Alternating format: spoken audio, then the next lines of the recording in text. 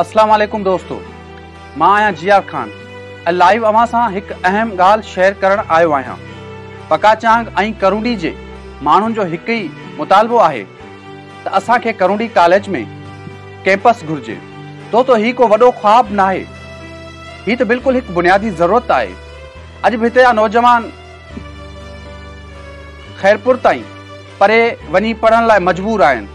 घणो ख़र्च, घणो वक़्तु ऐं कॾहिं कॾहिं त पढ़ाई छॾे ॾियनि था। सोचो जेकॾहिं हिते ई कैंपस हुजे त केतिरा ॿार पंहिंजे ॻोठ में वेही तालीम हासिल करे सघनि था, माण्हू अॻिते वधी सघनि था ऐं हीउ इलाइक़ो बि तरक़ी करे सघे थो। हीउ आवाज़ रुगो मुंहिंजो न आहे, हीउ आवाज़ हर उन माउ पीउ जो आहे जेको पंहिंजे ॿारनि खे पढ़ियल ॾिसणु थो चाहे। दोस्तो, मां अव्हां जो आहियां ऐं अव्हीं मुंहिंजा आहियो, तंहिं करे हीउ आवाज़ अव्हां जो आहे, पर मां उनखे पंहिंजे ज़बान सां दुनिया ताईं पहुचाईंदुसि। हिकु दफ़ो वरी चवंदुसि करूंडी कॉलेज में कैंपस खपे ऐं उहो खपे। महिरबानी जो अव्हां मूंसां गॾु आहियो।